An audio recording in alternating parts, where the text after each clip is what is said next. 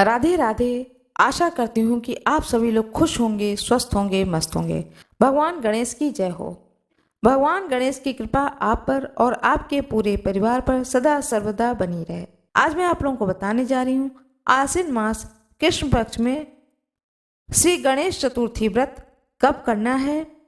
आज मैं आप लोगों को कथा सुनाने जा रही हूँ भगवान गणेश की गणेश चतुर्थी जो संकष्टी है का व्रत है, उसका मैं कथा सुनाने जा रही हूँ। गणेश चतुर्थी का व्रत भगवान गणेश जी की कृपा पाने के लिए रखा जाता है। आश्विन मास कृष्ण पक्ष में संकष्टी गणेश चतुर्थी व्रत जो कि पड़ने वाला है 2 अक्टूबर 2023 दिन सोमवार को। चतुर्थी तिथि का आरंभ होगा दिन सोमवार को प्रातः 7:38 से आरंभ होगा और चतुर्थी तिथि का समापन होगा दिन मंगलवार को 6:16 पर। चतुर्थी तिथि का समापन हो जाएगा, इसलिए चतुर्थी तिथि का माने है 2 अक्टूबर 2023 दिन सोमवार को। चंद्रोदय का समय है 7:38 शाम के समय में। पंचांग के अनुसार जैसा कि हम सभी लोग जानते हैं कि हर महीने में 2 बार गणेश चतुर्थी का व्रत रखा जाता है। कृष्ण पक्ष का जो व्रत होता है गणेश चतुर्थी का, उसे संकष्टी चतुर्थी के नाम से जाना जाता है और शुक्ल पक्ष में जो गणेश जी के व्रत रखा जाता है उसे बैनायकी गणेश चतुर्थी व्रत कही जाती है।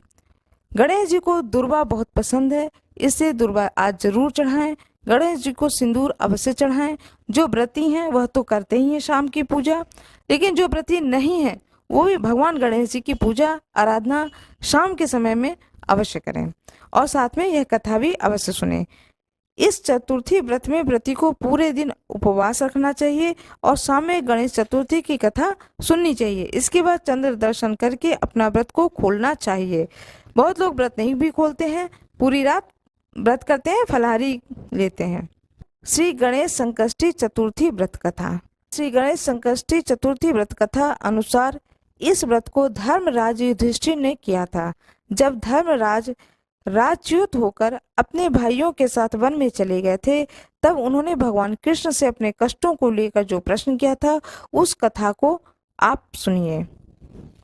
युधिष्ठिर भगवान कृष्ण से पूछते हैं कि हे पुरुषोत्तम, ऐसा कौन सा उपाय है जिससे हम वर्तमान में संकटों से मुक्त हो सकें, हम लोगों को आगे किसी प्रकार का कष्ट न भोगना पड़े, कृपया ऐसा उपाय बताएं। स्कंद कुमार जी कहते हैं कि जब युधिष्ठिर ने विनम्र भाव से हाथ जोड़कर बार बार अपने कष्टों के समाधान का उपाय पूछने लगे, तो भगवान श्री कृष्ण ने कहा कि हे राजन, प्रत्येक कामनाओं को पूरा करने वाला एक महान गुप्त व्रत है। युधिष्ठिर, इस व्रत के बारे में मैंने कभी किसी को नहीं बताया। हे राजन, प्राचीन समय में तब सतयुग था। तब पर्वतराज हिमांचल की कन्या पार्वती ने शंकर जी को पति रूप में पाने के लिए घने वन में जाकर कठोर तपस्या की, लेकिन भगवान शिव प्रसन्न नहीं हुए। तब पार्वती जी ने गणेश जी का स्मरण किया। गणेश जी उसी क्षण प्रकट हो गए, जिसे देखकर पार्वती जी ने पूछा कि मैंने कठोर, दुर्लभ और लोमहर्षक तपस्या की, लेकिन भगवान शिव को प्राप्त न कर सकी। कृपया करके आप मुझे अपने कष्ट विनाशक दिव्य व्रत, जिसे नारद जी ने कहा है, उसके महत्व के बारे में बताइए। पार्वती जी की बात सुनकर गणेश जी उस कष्टनाशक शुभदायक व्रत का वर्णन करने लगे। गणेश जी ने कहा, अत्यंत पुण्यकारी और समस्त कष्टनाशक व्रत को कीजिए, इससे आपकी सारी मनोकामनाएं पूर्ण होंगी और जो व्यक्ति इस व्रत को करेगा उसे सफलता जरूर मिलेगी। श्रावण मास के कृष्ण पक्ष की चतुर्थी तिथि की रात में चंद्रदेव का पूजन करना चाहिए। उस दिन मन में संकल्प लेना चाहिए कि जब तक चंद्रोदय नहीं होगा तब तक मैं भोजन नहीं करूंगी, अतः निराहार रहूंगी। पहले गणेश पूजन करके ही भोजन करूंगी। इसके बाद सफेद तिल के जल से स्नान करना चाहिए। फिर मेरे पूजन करने के बाद में अपनी सामर्थ्य के अनुसार सोना, चांदी, तांबा, मिट्टी के कलश में जल भरकर उस पर गणेश जी की प्रतिमा स्थापित करनी चाहिए। मूर्ति को कलश पर पहले एक वस्त्र बिछाएं, उसके ऊपर अष्टदल कमल बनाएं की आकृति बनाएं और फिर उस मूर्ति को वहां पर स्थापित कर दें और इसके बाद षोडश उपचार विधि से पूजन करें। प्रतिमा का ध्यान करते हुए कहें, हे लंबोदर, हे चार भुजा वाले, हे 3 नेत्र वाले, लाल रंग वाले, हे नील वर्ण वाले, शोभा के भंडारा, प्रसन्न मुख वाले गणेश जी, मैं आपका ध्यान करता हूँ या करती हूँ। हे गजानन, मैं आपका आवाहन करती हूँ। हे विघ्नराज, मैं आपको प्रणाम करती हूँ और यह आसन मैं आपको दे रही हूँ, कृपया इसे ग्रहण करें। इसके बाद कहें, हे लंबोदर, यह आपके लिए पाद्य है। यह, हे शंकर सुमन, यह आपके लिए अर्ध है। हे उमापुत्र, यह आपके लिए स्नानार्थ जल है। हे वक्रतुंड, यह आपके लिए आचमनीय जल है। हे शूर्पकर्ण, यह आपके लिए वस्त्र है। हे सुशोभित, यह आपके लिए यज्ञोपवीत है। हे गणेश्वर, आपके लिए यह रोली चंदन है। हे विघ्न विनाशक, यह आपके लिए फूल है। हे विकट, यह आपके लिए धूपबत्ती है। हे वामन, यह आपके लिए दीपक है। हे सर्वदेव, यह आपके लिए लड्डू का नैवेद्य है। हे देव, आपके निमित्त यह फल है। हे विघ्नकर्ता, आपके निमित्त मेरा प्रणाम है। प्रणाम करने के बाद क्षमा प्रार्थना करें। इस तरह से षोडश उपचार करके भगवान को भोग लगाएं। हे देवी, देसी घी से 15 लड्डू बनाएं। सबसे पहले भगवान को लड्डू अर्पित करें, फिर उसमें से 5 लड्डू ब्राह्मणों को दे दें। अपने सामर्थ्य के अनुसार दक्षिणा दें। फिर चंद्रोदय पर चंद्रमा को अर्घ दें। अर्घ देते समय यह कहें कि हे देवी, तुम सब तिथियों में सर्वोत्तम हो। हे गणेश जी के प्रिय हो। हे चतुर्थी, हमारे अर्घ को ग्रहण करो, तुम्हें मेरा प्रणाम है। इसके बाद फिर 5 लड्डू का खुद भोजन करें। फिर कहें, हे लंबोदर, आप हर व्यक्ति की इच्छाओं को पूरा करने वाले हैं, आपको मेरा प्रणाम है। हे समस्त विघ्नों के नाशक, आप मेरी कामनाओं को पूर्ण करें। तत्पश्चात ब्राह्मण की प्रार्थना करें। हे दिव्यराज, आपको नमस्कार है, आप साक्षात देव स्वरूप हैं। गणेश जी की प्रसन्नता के लिए हम आपको लड्डू समर्पित कर रहे हैं, हम आपको नमस्कार करते हैं। इस प्रकार ब्राह्मणों को भोजन करा के गणेश जी से प्रार्थना करें। प्रार्थना करके प्रतिमा का विसर्जन कर दें और अपने गुरु को अन्न वस्त्र आदि दक्षिणा के साथ मूर्ति दे दें। विसर्जन करते हुए कहें कि देवों में श्रेष्ठ गणेश जी, आप अपने स्थान को प्रस्थान कीजिए और इस व्रत पूजन का फल हमें दीजिए। हे सुमुखी, इस तरह से गणेश चतुर्थी की व्रत करना चाहिए। यह व्रत जन्म भर या 21 वर्ष तक किया जा सकता है। यदि इतना करना ही संभव न हो तो 1 वर्ष तक इस व्रत को करें। यदि तब भी संभव न हो तो वर्ष के 1 मास को तो अवश्य ही व्रत करें। सावन चतुर्थी को व्रत का उद्यापन कर सकते हैं। इस तरह से इस कथा को सुने। कथा को सुनने से पहले आप अपने हाथ में, दाहिने हाथ की गदेली में फूल, चावल और थोड़ा सा जल अवश्य रख लें। जब इस पूरे कथा को सुन लें तो उस अक्षत फूल को भगवान गणेश जी के सामने समर्पित कर दें। जो भी आपके पास में भोग की वस्तु हो, धूप, दीप, नैवेद्य सब दिखाएं। गणेश जी की प्रतिमा का पूजा करें। उसके बाद में आरती करें, गणेश जी की स्तुति करें और स्तुति करने के बाद में अपने बड़े भाव से गणेश जी से प्रार्थना करें। गणेश जी को भोग में लड्डू अवश्य लगाएं, मोदक हो तो मोदक लगाएं। गणेश जी को दुर्वा बहुत पसंद है, दुर्वा अवश्य चढ़ाएं। 11 या 21 दुर्वा का एक गांठ बना लें और गांठ बना करके भगवान गणेश जी के सामने रख दें और गणेश जी को पीला सिंदूर अवश्य लगाएं। जब आप चंद्रमा को अर्घ दें तो जिस लोटे से चंद्रमा को अर्घ दें उस जल में थोड़ा सा दूध, कच्चा दूध थोड़ा सा डाल लें।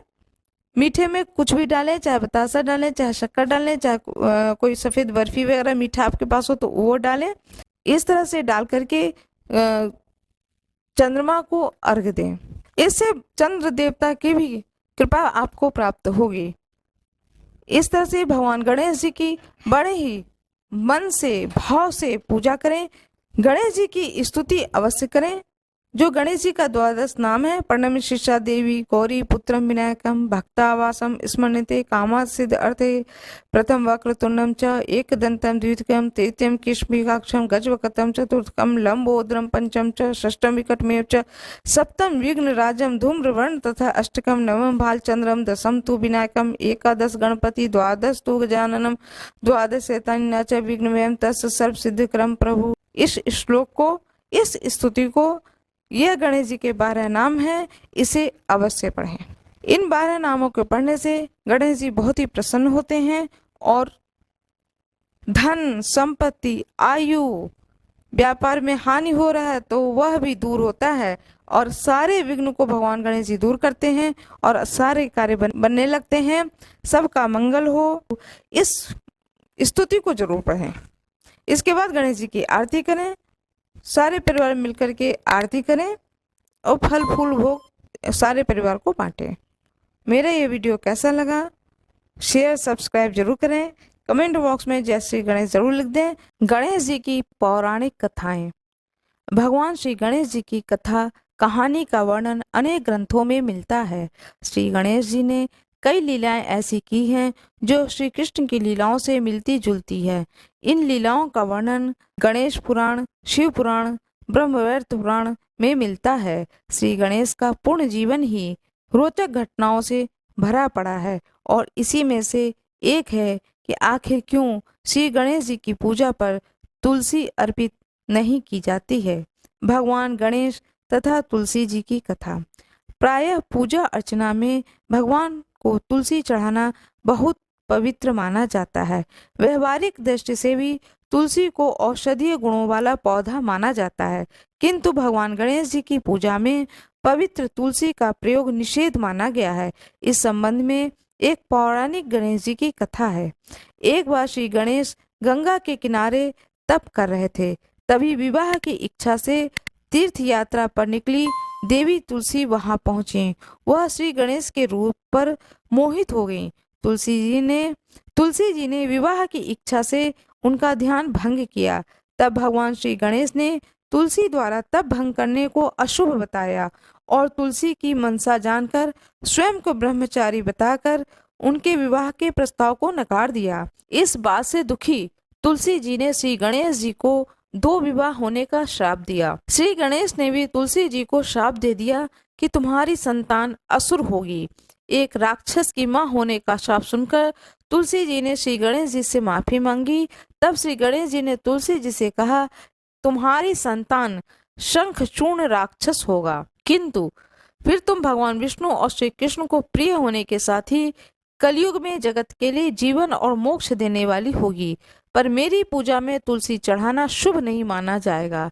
तब से ही भगवान श्री गणेश जी की पूजा में तुलसी वर्जित मानी गई हैं। भगवान गणेश जी की दूसरी कथा।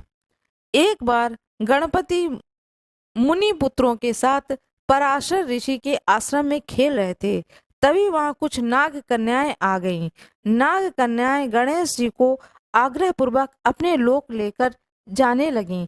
गणपति भी उनका आग्रह ठुकरा नहीं सके और उनके साथ चले गए। नागलोक पहुंचने पर नाग कन्याओं ने उनका हर तरह से सत्कार किया। तभी नागराज वासुकी ने गणेश जी को देखा और उपहास के भाव से वे गणेश जी से बात करने लगे, उनके रूप का वर्णन करने लगे। गणेश जी को क्रोध आ गया। उन्होंने वासुकी के फन पर पैर रख दिया और उनके मुकुट को भी स्वयं पहन लिया। वासुकी जी की दुर्दशा का समाचार सुन उनके बड़े भाई शेषनाग आ गए।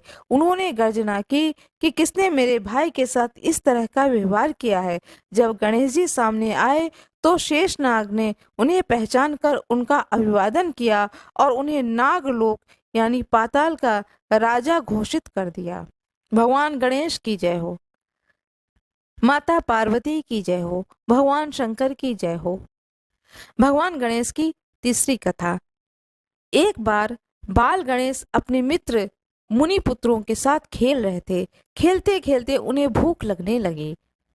पास ही गौतम ऋषि का आश्रम था। ऋषि गौतम ध्यान में थे और उनकी पत्नी अहिल्या रसोई में भोजन बना रही थीं। गणेश भगवान आश्रम में गए और अहिल्या का ध्यान बढ़ते ही रसोई से सारा भोजन चुरा कर ले गए और मित्रों के साथ खाने लगे। तब अहिल्या ने गौतम ऋषि का ध्यान भंग किया और बताया कि रसोई से भोजन गायब हो गया है। ऋषि गौतम ने जंगल में जाकर देखा तो गणेश भगवान अपने मित्रों के साथ भोजन कर रहे थे। गौतम ने उन्हें पकड़कर माता पार्वती के पास ले गए। माता पार्वती ने चोरी की बात सुनी तो गणेश जी को एक कुटिया में ले जाकर बांध दिया। उन्हें बांधकर पार्वती जी कुटिया से बाहर आ गईं तो उन्हें आभास होने लगा कि जैसे गणेश जी उनकी गोद में हैं। लेकिन जब देखा तो गणेश जी कुटिया में बंधे दिखे। माता काम में लग गईं। उन्हें थोड़ी देर बाद फिर आभास होने लगा जैसे गणेश जी शिव गणों के साथ खेल रहे हैं। उन्होंने कुटिया में जाकर देखा तो गणेश जी वहीं बंधे दिखे। जब माता को हर जगह गणेश जी दिखने लगे, कभी खेलते हुए, कभी भोजन करते हुए, कभी रोते हुए, माता ने परेशान होकर फिर कुटिया में देखा तो गणेश जी आम बच्चों की तरह ही रो रहे थे। वे रस्सी से छूटने का प्रयास कर रहे थे। माता को उन पर अधिक स्नेह आया और दयावश उन्हें मुक्त कर दिया। भगवान विष्णु की जय हो। भगवान गणेश की जय हो। हर हर महादेव। बाबा भोलेनाथ की जय। माता पार्वती की जय। भगवान गणेश की जय। भगवान विष्णु की जय। सभी देवी देवताओं की जय। जय भोलेनाथ। सोमवार है।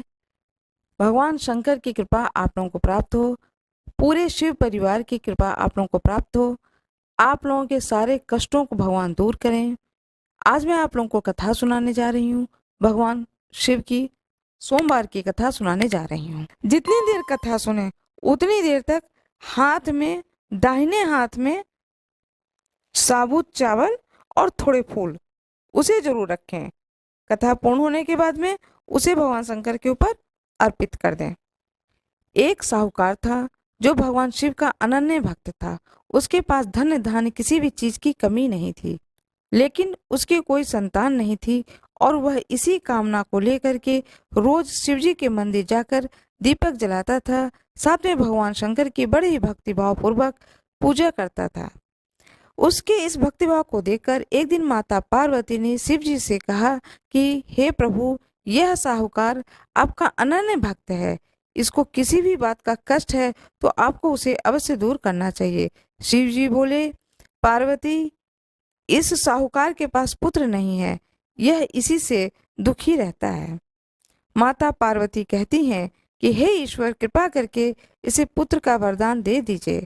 तब भोलेनाथ ने कहा कि हे पार्वती, साहूकार के भाग में पुत्र का योग नहीं है। ऐसे में अगर इसे पुत्र प्राप्ति का वरदान मिल जाए भी गया तो वह केवल 12 वर्ष की आयु तक ही जीवित रहेगा।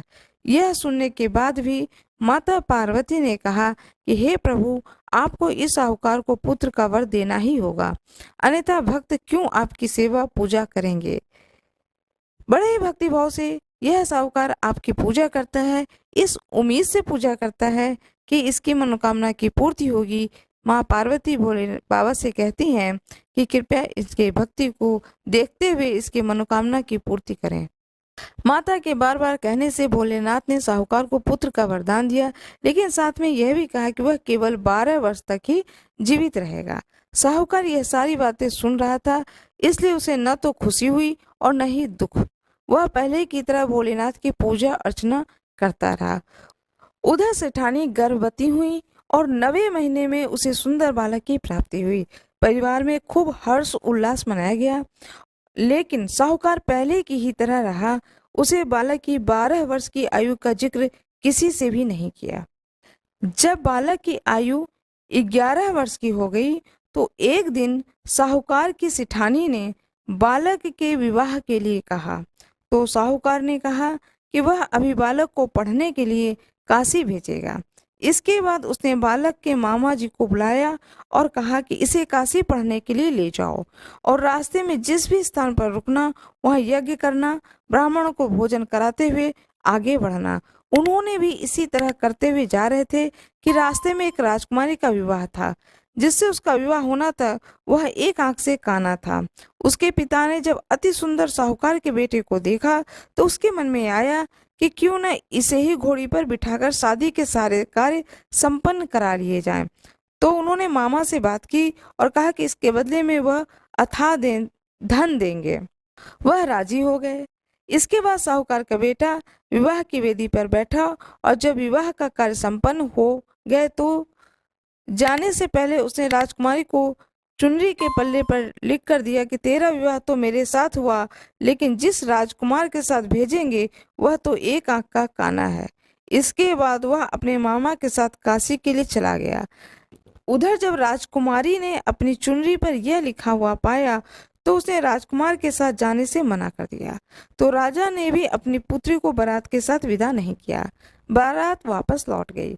उधर मामा और भांजे काशी पहुंच गए। एक दिन जब मामा ने यज्ञ रचा रखा था और भांजा बहुत देर तक बाहर नहीं आया, तो मामा ने अंदर जाकर देखा तो भांजा के प्राण निकल चुके थे। वह बहुत परेशान हुए, लेकिन सोचा कि अभी रोना पीटना मचाया तो ब्राह्मण चले जाएंगे, यज्ञ का कार्य अधूरा रह जाएगा। जब यह यज्ञ संपन्न हुआ तो मामा ने रोना पीटना शुरू किया। उसी समय शिव पार्वती उधर से जा रहे थे। माता पार्वती ने शिव जी से पूछा, हे प्रभु, ये कौन रो रहा है? तभी पता चलता है कि यह तो भोलेनाथ के आशीर्वाद से जन्मा साहूकार का पुत्र है। तब माता पार्वती कहती हैं कि स्वामी, इसे जीवित कर दें, अन्यथा रोते रोते इसके माता पिता के प्राण निकल जाएंगे। तब भोलेनाथ ने कहा कि हे पार्वती, इसकी आयु तो इतनी ही थी, वह भोग चुका है। लेकिन माता के बार बार आग्रह करने पर भोलेनाथ ने उसे जीवित कर दिया और लड़का ओम नमः शिवाय करते हुए जी उठा। मामा भांजे दोनों ने ईश्वर को धन्यवाद दिया और अपनी नगरी की ओर लौटे। रास्ते में वही नगर पड़ा और राजकुमारी ने उन्हें पहचान लिया। तब राजा ने राजकुमारी को साहूकार के बेटे के साथ बहुत सारे धन धान्य के साथ विदा किया। उधर साहूकार और उसकी पत्नी घर के छत पर बैठे थे। उन्होंने यह प्रण कर रखा था कि यदि उनका पुत्र सकुशल न लौटा तो वह छत से कूदकर अपने प्राण त्याग देंगे। तभी लड़के के मामा ने आकर साहूकार के बेटे और बहू के आने का समाचार सुनाया, लेकिन वह नहीं माने। तो मामा ने शपथ पूर्वक कहा। तब तो दोनों का विश्वास हो गया और दोनों अपने बेटे बहू का स्वागत किए। उसी रात साहूकार को स्वप्न में शिव जी ने दर्शन दिया और कहा कि तुम्हारे पूजन से मैं प्रसन्न हुआ हूँ। इसी प्रकार जो भी व्यक्ति कथा को पढ़ेगा और सुनेगा, उसके समस्त दुख दूर हो जाएंगे और मनोवांछित सभी कामनाओं की पूर्ति होगी। ओम नमः शिवाय। इस प्रकार से यह सोमवार की कथा की समाप्ति होती है। भगवान शिव की कथा पूर्ण हुई। अब भगवान शंकर की स्तुति करें। जो भी स्तुति आपको आती हो वह स्तुति करें। नमामि स्मीशान, लिंगा अष्टकम, जो भी स्तुति आती है उस स्तुति का पाठ करें। कर्पूर गौरम करुणावतारम, यह स्तुति करें। इसके बाद भगवान शंकर के पूर्ण मनोभाव से ध्यान लगा करके बड़े भावपूर्ण तरीके से आरती करें। गणेश जी की पहले आरती करें, फिर भगवान शंकर की आरती करें, माता पार्वती को आरती करें, पूरे शिव परिवार की आरती करें। आरती करने के बाद में जो भी आपने भोग लगाया है, जो भी भोग के लिए वहाँ पर प्रसाद स्वरूप रखे हैं आप, फल है, पंचामृत है और मेवा है। सूखे मेवा भी भगवान शंकर को भोग लगाया जाता है, तो मेवा है। जो जिन जिन चीज़ों का आपने भोग लगाया है उसे भोग लगाएं। भोग लगाने के बाद में आरती पूरे परिवार को दें। पूरे परिवार भावपूर्ण तरीके से आरती ले। भगवान शंकर का जो प्रसाद है उसे पूरे परिवार को दें और स्वयं भी ग्रहण करें। जो व्रती है वह स्वयं भी ग्रहण करें। इस तरह से करने से भगवान शंकर का जो ये कथा है, इसको सुनने का पूर्ण फल प्राप्त होता है। भगवान शंकर के ऊपर कुछ न कुछ, जो शिवलिंग है उसके ऊपर कुछ न कुछ दक्षिणा अवश्य रख दें। इस बात का जरूर ध्यान रखें। यदि घर में पूजा कर रहे हैं तो पूजा स्थान पर शिवलिंग हो, फोटो हो, जो भी हो, उस पर कुछ दक्षिणा चढ़ा दें। और यदि मंदिर में है तो भी दक्षिणा वहां रख दें। चलते समय उस दक्षिणा को उठा करके दान पात्र में डाल दें, या कोई पुजारी जी हो, कोई पंडित जी हो मंदिर में, तो पंडित जी को दे दें। इस तरह से कुछ न कुछ दान अवश्य निकालें। पूरी पूजा समाप्त होने के बाद में भगवान शंकर से क्षमा प्रार्थना अवश्य करें। देखिए, हम सभी लोग मानव हैं, इंसान हैं, हमसे बहुत सारी गलतियां होती हैं और छोटी छोटी गलतियां बहुत सारी हो जाती हैं जाने अनजाने में। इसलिए क्षमा प्रार्थना अवश्य पढ़ें। यदि क्षमा प्रार्थना आपको नहीं याद है तो आप हृदय से हाथ जोड़ करके खड़े हो जाएं भगवान शंकर के सामने। अपनी मनोकामना को बताएं कि हे ईश्वर, मेरा ये मनोकामना है, इसकी पूर्ति करें। जो भी आपकी मनोकामना हो उसे बोलें। उसके बाद में क्षमा मांगे भगवान से कि मेरे पूजा करने में जो भी त्रुटि रह गई हो, जो भी मुझसे गलती हो गई हो, हे प्रभु, हे करुणानिधान, आप तो दया के सागर हो और मैं एक मनुष्य हूँ, मेरी उस गलती को अवश्य क्षमा करें। इस तरह से विनीत भाव से भगवान से क्षमा मांगे। जितनी देर कथा सुने उतनी देर तक दाहिने हाथ में साबुत चावल और थोड़े फूल उसे जरूर रखें। कथा पूर्ण होने के बाद में उसे भगवान शंकर के ऊपर अर्पित कर दें। यह कार्य अवश्य करें। ओम नमः शिवाय इस मंत्र का जाप अवश्य करें। शिवालय में खड़े हो चाहे घर में हो 108 बार जरूर पढ़ें। रुद्राक्ष का माला हो तो उसके ऊपर 108 बार जरूर पाठ करें। ओम नमः शिवाय का अवश्य जाप करें। मेरा ये वीडियो अच्छा लगा हो तो कमेंट बॉक्स में जरूर बताएं। ओम नमः शिवाय लिखें। मेरे वीडियो को लाइक करें, शेयर करें, चैनल को सब्सक्राइब करें। हर हर महादेव। बाबा भोलेनाथ की जय, माता पार्वती की जय, भगवान गणेश की जय, भगवान विष्णु की जय, सभी देवी देवताओं की जय। श्री महालक्ष्मी व्रत कथा। आज मैं आप लोगों को कथा सुनाने जा रही हूँ, महालक्ष्मी व्रत कथा। यह व्रत कथा जितने दिन तक आप लक्ष्मी जी की पूजा करें, पूरे 16 दिन की, तो नित्य प्रति इस कथा को सुने। पूरे 16 दिन लगातार इस कथा को अवश्य सुने। इस कथा को सुनने से घर के दुख और दरिद्रता दूर होती है। कहते हैं यह दरिद्रता नाशक कथा है। इस कथा को सुनने से घर में सुख, संपत्ति और ऐश्वर्य की प्राप्ति होती है। हाथ में पुष्प और चावल ले लें। यह व्रत भाद्रपद के शुक्ल पक्ष की अष्टमी तिथि को आरंभ करके आश्विन मास के कृष्ण पक्ष की अष्टमी को समापन किया जाता है। व्रत कथा। एक समय की बात है, महर्षि द्वैपायन व्यास जी हस्तिनापुर आए। उनका आगमन सुनकर के समस्त राजकुल के कर्मचारी महाराज भीष्म सहित उनका सम्मान आदर कर राजमहल में महाराजा को सुवर्ण के सिंहासन पर विराजमान करके अर्ध पाद्य आचमन से उनका पूजन किया। व्यास जी के स्वस्थ चित्त होने पर राजरानी गांधारी और माता कुंती ने हाथ जोड़कर प्रश्न किया कि महाराज, आप त्रिकालज्ञ हैं, तत्वदर्शी हैं। आपसे हमारी प्रार्थना है कि स्त्रियों को कोई ऐसा व्रत, सरल पूजन बताइए जिससे हमारी राज्य लक्ष्मी, सुख, पुत्र, पौत्र, परिवार सदा सुखी रहे। इतना सुनकर व्यास जी ने कहा कि हम ऐसे व्रत का उल्लेख कर रहे हैं जिससे सदा लक्ष्मी जी स्थिर होकर के निवास करती हैं उस स्थान पर और सुख प्रदान करेंगी। यह श्री महालक्ष्मी व्रत जिसका पूजन प्रतिवर्ष आश्विन, जिसे कि क्वार का महीना भी कहा जाता है, कृष्ण पक्ष की अष्टमी को माना जाता है। तब राजरानी गांधारी ने कहा कि हे महात्मन, यह व्रत कैसे आरंभ होता है, किस विधान से पूजन होता है, यह विस्तार से बताने का कष्ट करें।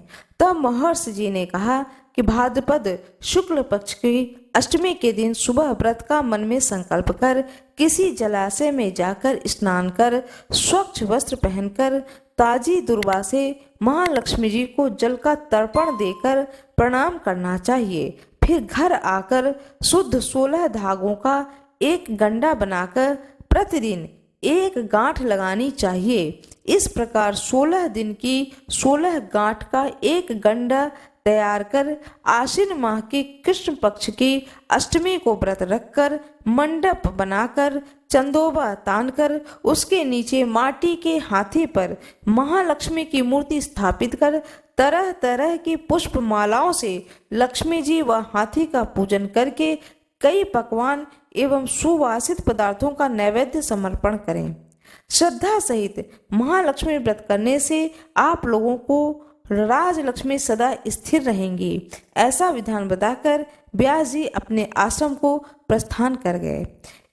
इधर समय अनुसार भाद्रपद मास के शुक्ल पक्ष की अष्टमी से समस्त राजघरानों की नारियों एवं नगर स्त्रियों ने श्री महालक्ष्मी के व्रत आरंभ कर दिया। बहुत सी नारी गांधारी के साथ प्रतिष्ठा पाने हेतु व्रत का साथ देने लगीं।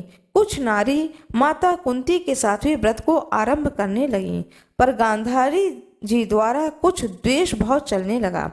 ऐसा होते होते 15 दिन व्रत के समाप्त होकर 16वां दिन आश्विन कृष्ण पक्ष की अष्टमी का दिन आ गया। उस दिन प्रातः काल से नर नारियों ने उत्सव मनाना आरंभ कर दिया और समस्त नर नारी राजमहल में गांधारी जी के यहाँ उपस्थित हो तरह तरह से महालक्ष्मी जी के मंडप व माटी के हाथी बनाने और सजाने की तैयारियां करने लगीं। गांधारी जी ने नगर के सभी प्रतिष्ठित नारियों को बुलाने को सेवक भेजा, पर माता कुंती को नहीं बुलवाया और न ही कोई सूचना भेजी। उत्सव वाद्य की धुन गुंजारने लगी, जिससे सारे हस्तिनापुर में खुशी की लहर दौड़ गई। माता कुंती ने इसे अपना अपमान समझकर बड़ा ही रंज मनाया और वह दुखी हो गई और व्रत की तैयारी नहीं की। इतने में महाराज युधिष्ठिर, अर्जुन, भीमसेन, नकुल, सहदेव सहित पांचों पांडव उपस्थित हो गए। तब अपने माता को गंभीर देखकर अर्जुन ने प्रार्थना की कि हे माता, आप इतनी दुखी क्यों हैं? क्या हम आपके दुख का कारण समझ सकते हैं और दुख करने में भी सहायक हो सकते हैं? आप बताएं। तब माता कुंती ने कहा कि बेटा, जाति अपमान से बढ़कर कोई दुख नहीं है। आज नगर में श्री महालक्ष्मी व्रत उत्सव में रानी गांधारी ने सारे नगर की औरतें सम्मान से बुलाई, पर ईर्ष्यावश मेरा अपमान कर उत्सव में मुझे नहीं बुलाया। पार्थ ने कहा, हे माता, क्या वह पूजन का विधान सिर्फ दुर्योधन के ही महल में हो सकता है? आप अपने घर में नहीं कर सकती हैं? तब माता कुंती ने कहा कि बेटा, कर सकती हूँ, पर वह साज सामान इतनी जल्दी तैयार नहीं हो सकता है, क्योंकि गांधारी के 100 पुत्र हैं और 100 पुत्रों ने माटी का विशाल हाथी तैयार करके पूजन का साज सजाया है। वह ऐसा विधान तुमसे न बन सकेगा और उनके उत्सव की तैयारी आज दिन भर से हो रही है। तब पार्थ ने कहा, हे माता, आप पूजन की तैयारी कर नगर में बुलावा फिराए। मैं ऐसा हाथी पूजन को बुला रहा हूँ जो आज तक हस्तिनापुर वासियों ने न देखा हो और न ही पूजन किया हो। मैं आज ही इंद्रलोक से इंद्र का हाथी ऐरावत, जो पूजनीय है, उसे बुलाकर तुम्हारी पूजा में उपस्थित कर दूंगा। आप अपनी तैयारी करें। इधर माता कुंती ने सारे नगर में पूजा का ढिंढोरा पिटवा दिया और पूजा की विशाल तैयारी होने लगी। तब अर्जुन ने सुरपति को ऐरावत भेजने का पत्र लिखा और एक दिव्य बाण में बांधकर धनुष पर रखकर देवलोक इंद्र की सभा में फेंका। इंद्र ने बाण से पत्र निकालकर पढ़ा तो आश्चर्य से अर्जुन को लिखा कि हे पांडु कुमार, ऐरावत तो भेज दूंगा, पर वह इतनी जल्दी स्वर्ग से कैसे उतर सकता है? तुम इसका उत्तर शीघ्र ही लिखो। पत्र पाकर अर्जुन ने पत्र में बाणों का रास्ता बना के हाथी उतारने की बात लिखकर पत्र वापस कर दिया। इंद्र ने मातली सारथी को आज्ञा दी कि वह हाथी को पूर्ण रूप से सजाकर हस्तिनापुर में उतारने का प्रबंध करो। महावत ने तरह तरह के साज सामान से ऐरावत को सजाया। देवलोक की अंबर झूल डाली गई। सुवर्ण की पालकी रत्न जड़ित कलशों से बांधी गई। माथे पर रत्न जड़ित जाली सजाई गई। पैरों में घुंघरू सुवर्ण मणियां बांधी गईं, जिसकी चकाचौंध पर मानवजात की आंखें नहीं ठहर सकती थीं। इधर सारे नगर में धूम हुई कि कुंती माता के घर सजीव इंद्र का ऐरावत बाणों के रास्ते पर स्वर्ग से उतरकर पूजा जाएगा। सारे नगर के नर नारी, बालक और वृद्धों की भीड़ ऐरावत को देखने एकत्रित होने लगी। गांधारी के राजमहल में भी इस बात की चर्चा हुई। बड़ी चहल पहल मच गई। नगर की नारियां पूजन थाली लेकर भागने लगीं और माता कुंती के महल में उपस्थित होने लगीं। देखते ही देखते सारा महल पूजन करने वाली नारियों से ठसाठस भर गया। सारे नगरवासी ऐरावत के दर्शन को गली, सड़क, महल, अटारियों पर एकत्र हो गए। माता कुंती ने ऐरावत को खड़ा करने हेतु रंग बिरंगे चौक पुरवाकर नवीन रेशमी वस्त्र बिछवा दिए। हस्तिनापुर निवासी तरह तरह के स्वागत तैयारी में फूल, माला, अबीर, केसर हाथों में लेकर पंक्तिबद्ध खड़े थे। इधर इंद्र की आज्ञा पाकर ऐरावत स्वर्ग से बाणों के बनाए रास्ते से धीरे धीरे आकाश मार्ग से उतरने लगा, जिसके आभूषणों की आवाज नगरवासियों को आने लगी। ऐरावत के दर्शन के लिए नर नारियों ने जय जयकार के नारे लगाने आरंभ किए। ठीक सायंकाल ऐरावत माता कुंती के महल के चौक में उतर आया। समस्त नर नारियों ने पुष्प, माला, अबीर, केसर को चढ़ाकर हाथी का स्वागत किया। महाराज धौम में पुरोहित द्वारा ऐरावत पर महालक्ष्मी जी की मूर्ति स्थापना करके वेद मंत्रों द्वारा पूजा की गई। नगरवासियों ने लक्ष्मी पूजा का कार्य करके ऐरावत की पूजा की। फिर तरह तरह के मेवा, पकवान ऐरावत को खिलाए गए, ऊपर से जमुना जल पिलाया गया, फिर तरह तरह के पुष्पों की ऐरावत पर वर्षा की गई। पुरोहित द्वारा स्वस्ति पुण्याह वाचन पर व्रती नारियों द्वारा लक्ष्मी जी का पूजन विधान से कराया गया। कुंती ने व्रत के डोरे के गंडा में 16वीं गांठ लगाकर लक्ष्मी जी के सामने समर्पण किया। ब्राह्मणों को पकवान, मेवा, मिठाई देकर भोजन की व्यवस्था की। तब वस्त्र, द्रव्य, सुवर्ण, अन्न, आभूषण देकर ब्राह्मणों को संतुष्ट किया।